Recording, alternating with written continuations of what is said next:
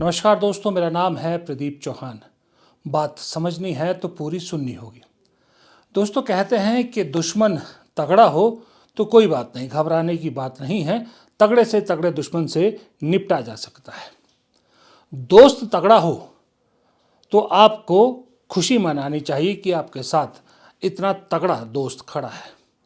लेकिन वही तगड़ा दोस्त जब दुश्मन बन जाए तो फिर क्या कहने। जी हाँ, अब मोदी जी के साथ फिलहाल ऐसा ही कुछ हो रहा है। दोस्तों, मुझे समझ में नहीं आ रहा कि डोनाल्ड ट्रंप किस चीज़ का बदला मोदी जी से ले रहे हैं। मोदी जी को दोस्त कहते हैं, मोदी जी भी ट्रंप को अपना दोस्त कहते हैं, लेकिन जिस तरह से आए दिन फजीयत ट्रंप कर रहे हैं मोदी की, वो तो दोस्ती तो किसी भी एंगल से नहीं है। चलिए, माना कि दुश्मनी, कोई नाराज़गी है, तो वो नाराज़गी किस चीज़ की है ये मुझे समझ में नहीं आ रही। मोदी जी ने तो अमेरिका में जाकर ट्रंप के लिए बाकायदा प्रचार भी किया था, उसके बावजूद। पर चलिए, अब तक मोदी जी के बारे में जो भी कह रहे थे, वो कह रहे थे कि मैंने सीज़ फायर कराया। अभी उन्होंने कहा था कि मोदी जी जानते थे कि मैं नाराज़ हूँ, इसलिए रशिया से तेल कम खरीदना शुरू कर दिया। लेकिन अब तो ट्रंप एक कदम आगे बढ़ गए, मोदी जी को झूठा करार दे दिया। जी हाँ, मोदी जी को उसने झूठा नहीं बोला है, ना किसी कांग्रेस के नेता ने बोला है, ना किसी क्रिटिक्स ने बोला है, ना किसी पत्रकार ने बोला है। मोदी जी को डोनाल्ड ट्रंप झूठा करार दे रहे हैं। कैसे? विश्वास नहीं होता? आप खुद सुन लीजिए कि मोदी जी क्या कहते हैं और ट्रंप क्या सच्चाई बोल रहे हैं। अभी 2 दिन पहले मैं कनाडा में G7 समिट के लिए वहां था और अमेरिका के राष्ट्रपति ट्रंप ने मुझे फोन किया। उन्होंने कहा कि अब कनाडा तो आए ही हैं, तो वॉशिंगटन होकर के जाइए, साथ में खाना खाएंगे, बातें करेंगे। उन्होंने बड़े आग्रह से निमंत्रण दिया। मैंने अमेरिका के राष्ट्रपति को कहा कि आपका निमंत्रण के लिए धन्यवाद, मुझे तो महाप्रभु की धरती पर जाना बहुत जरूरी है।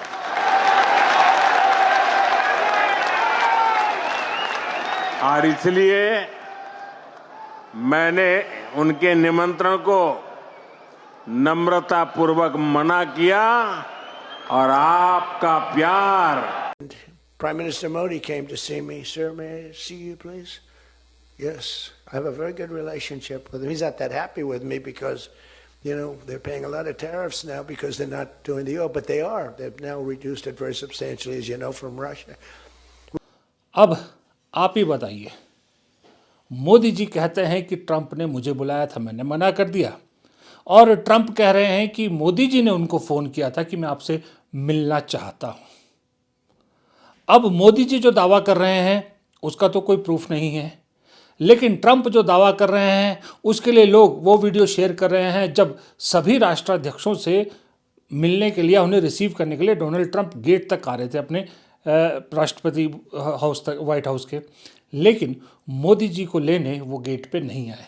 तो क्या सच में मोदी जी अनइनवाइटेड गेस्ट थे? वैसे देश के प्रधानमंत्री, हमारे देश के प्रधानमंत्री नरेंद्र मोदी है, हमें उनकी बात पर विश्वास करना चाहिए और हम करने के लिए तैयार भी हैं। लेकिन शक तब पैदा होता है जब ट्रंप इस तरह के बयान दे रहे हैं और भारत सरकार की तरफ से कोई इसका खंडन नहीं आता। तो जब कोई खंडन नहीं आता तो आपकी चुप्पी भी हामी के बराबर समझी जाती है।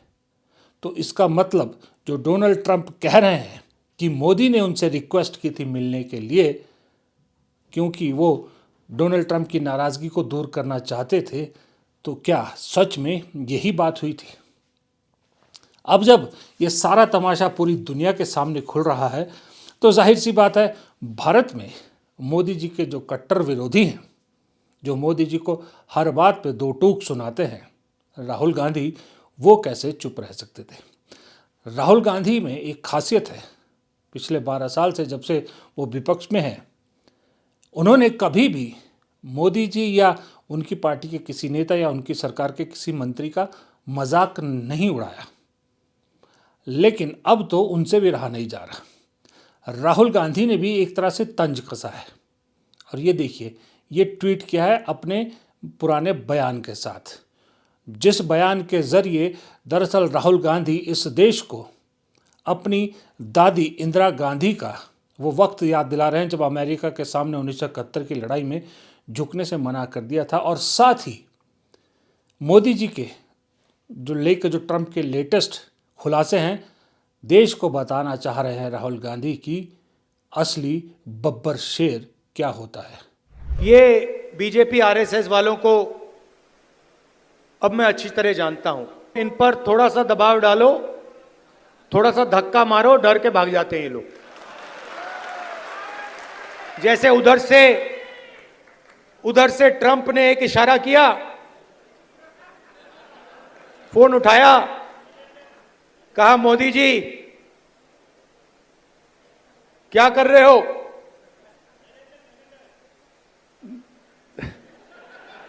नरेंद्र सरेंडर,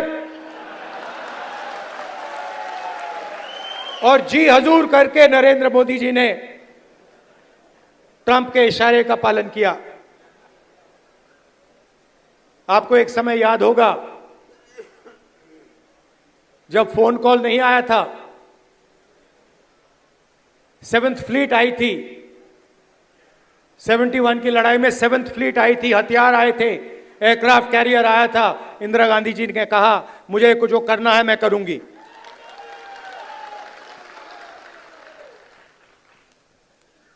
ये फर्क है, इनका कैरेक्टर है। ये सारे के सारे ऐसे हैं। आजादी के समय से सरेंडर वाली चिट्ठी लिखने की आदत है। 1 सेकंड में थोड़ा सा दबाव पड़े, भैया ये लो। हाँ, तो ये इनका कैरेक्टर है। कांग्रेस पार्टी सरेंडर नहीं होती है। गांधी जी, जवाहरलाल नेहरू, सरदार पटेल, ये सरेंडर वाले लोग नहीं हैं। ये सुपर पावर से लड़ने वाले लोग हैं। राहुल गांधी ने टाइटल भी सही दिया है कि फर्क समझिए सर। हम भी पिछले 11-12 साल से इस देश की जनता को यही फर्क समझाने की कोशिश कर रहे हैं। हम ये नहीं कहते, मैंने नहीं कहा कभी भी कि राहुल गांधी जो है वो मोदी से बेहतर है या औरों से बेहतर है या जो भी है। मैंने ये कहा कि राहुल गांधी में प्रधानमंत्री बनने की जो खूबियां हैं होनी चाहिए वो हैं, लेकिन ये भी नहीं कहा मैंने कभी कि मोदी जी प्रधानमंत्री बनने के लायक नहीं है। लेकिन तब कहने के लिए हम मजबूर होते हैं जब हर चीज को बढ़ा चढ़ा कर दिखाया जाता है। मोदी जी तिनके भर का काम करते हैं, उसे एक पूरा ढेर की तरह से प्रचारित किया जाता है। पूर्व की मनमोहन सरकार की नीतियों को नाम बदलकर अपने नाम करके चलाया गया है अभी तक, और उसका प्रोपेगेंडा पीटा जाता है। तब दिक्कत होती है जब आप अपने काम को गिनाने की बजाय सीधा नेहरू को हर चीज के लिए जिम्मेदार ठहराने लगे, तब दिक्कत होती है। जब आप एक परिवार से पर्सनल खुंदक निकालने लगे, पर्सनल द्वेष निकालने लगे, तब दिक्कत होती है। जब आप विपक्ष के नेताओं पर अभद्र टिप्पणियां करें, उनका मजाक उड़ाने की कोशिश करें, तब दिक्कत होती है। जब आप धर्म को भी राजनीति के लिए इस्तेमाल करें, तब दिक्कत होती है। जब आप आरएसएस जैसी अनरजिस्टर्ड संस्था के लिए सरकारी खजाने के दरवाजे खोल देते हैं, तब दिक्कत होती है। उस अनरजिस्टर्ड संस्था के सर्वे सर्वा मोहन भागवत के लिए सिक्योरिटी का इतना तामझाम रहता है, सरकार का करोड़ों रुपया हर साल उन पर खर्च होता है, तब दिक्कत होती है, क्योंकि वो लोग तो टैक्स का 1 रुपया भी नहीं देते। इन सब चीज़ों की वजह से लोग कहते हैं कि मोदी जी प्रधानमंत्री कम, प्रोपेगेंडा मंत्री ज़्यादा हैं। दिखावे का शौक है। कभी कभी तो मुझे भी ऐसा लगता है कि अगर प्रधानमंत्री राजनीति में ना होते तो शायद बॉलीवुड में अच्छा करियर बना सकते थे, क्योंकि उन्हें अच्छा पहनने का भी शौक है, अभिनय का भी शौक है और ज़्यादा दिखाने का भी शौक है। लेकिन लौटते हैं वापस राहुल गांधी की बात पर। राहुल गांधी ने क्यों सिर्फ अपने ही पुराने बयान को ट्वीट किया? कभी राहुल गांधी मैंने देखे नहीं राहुल गांधी ने खुद अपना कोई पुराना बयान सोशल मीडिया पर डाला हो, मैंने नहीं देखा। हाँ, वो ट्वीट अपने पुराने डाल सकते हैं, एक्स पर जो पोस्ट की होती है वो डाल सकते हैं, लेकिन बयान नहीं देखते। लेकिन यहाँ उन्होंने उसको पोस्ट किया है क्योंकि वो जानते हैं कि देश को सच्चाई पता होनी चाहिए। 56 इंच विश्व गुरु, बड़े बड़े शब्दों का इस्तेमाल किया गया, बड़े बड़े जुमले गढ़े गए।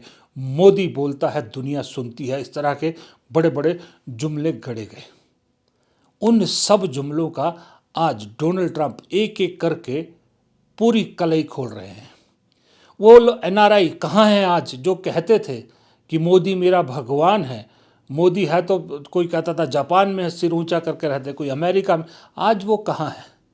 अमेरिका में जितने मोदी मोदी करने वाले हैं वो लोग आज क्यों चुप हैं?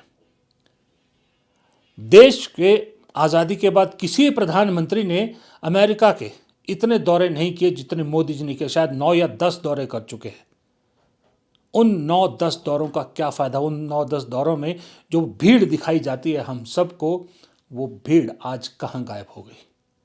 उस भीड़ के मुंह में आज दही क्यों जम गई? क्योंकि वो भी जानते हैं कि वो जो करते हैं जब मोदी आते हैं वो उनसे करवाया जाता है। लेकिन अब इस वक्त अगर डोनाल्ड ट्रंप के खिलाफ मुंह खोलेंगे तो भारत से अमेरिका से पैक करके भारत भेज दिए जाएंगे। ये सच्चाई है मेरे दोस्तों। इसलिए राहुल गांधी आईना दिखा रहे हैं। और राहुल गांधी मजाक जो उड़ा रहे हैं मोदी का नहीं उड़ा रहे। समझो, अगर आप ध्यान से अगर आप समझो तो राहुल गांधी मोदी पर तंज नहीं कस रहे हैं। राहुल गांधी इस देश की उस जनता को आईना दिखा रहे हैं जो जनता आज भी 5 किलो राशन और चुनावी वक्त में मिलती मुफ्त रेवड़ियों के पीछे मोदी जी का नारा लगाते हैं और बीजेपी को वोट देते हैं। आगे का नहीं सोचते। बिहार में क्या हुआ? 10,000 रुपये हर महिला को देकर वोट खरीद लिया गया, सरकार बना ली और अब सुना है बिहार में उस योजना को बंद किया जा रहा है। बस चुनाव तक होता है। इसी तरह महाराष्ट्र में महिलाओं को कैश ट्रांसफर किया गया, लाड़की बहना योजना जो भी नाम दिया गया। चुनाव खत्म, सत्ता आई, उसके बाद उसमें से महिलाओं के नाम काट दिए गए। ये सब होता दिखता है जनता को। मक्खी दिखती है कि आपके खाने में मक्खी पड़ी है, फिर भी मुझे नहीं मालूम इस देश की जनता को क्या चटा रखा है कि फिर छोटे छोटे लालच में आकर इन्हें ही चुनते हैं। और उन्हीं लोगों को राहुल गांधी आईना दिखाने की कोशिश कर रहे हैं।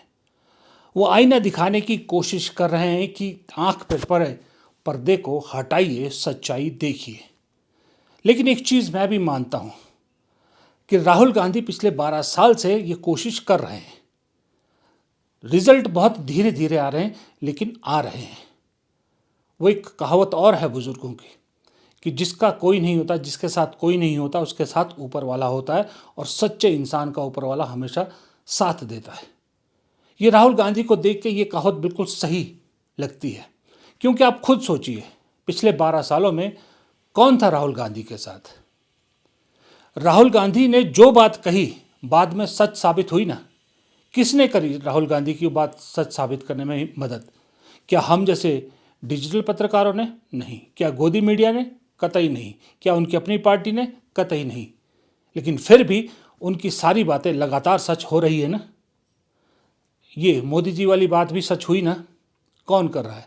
कोई तो है शक्ति जो राहुल गांधी का साथ दे रही है। इसीलिए राहुल गांधी को ये उम्मीद है कि एक ना एक दिन ये आईना साफ होगा, लोगों को असली तस्वीर दिखाई देगी और तब शायद लोगों को समझ में आएगा जो मैंने पहले कही थी बात, कि असली बब्बर शेर क्या होते हैं और राहुल गांधी क्यों अपने साथ खड़े लोगों को बब्बर शेर कहते हैं। फिलहाल इस वीडियो में इतना ही। वीडियो पसंद आया हो तो लाइक कीजिएगा ज़रूर। कमेंट सेक्शन में कमेंट आप करेंगे तो हमें बहुत अच्छा लगेगा। और अगर चैनल को सब्सक्राइब नहीं किया है तो प्लीज़ चैनल को सब्सक्राइब ज़रूर कीजिएगा। नमस्कार।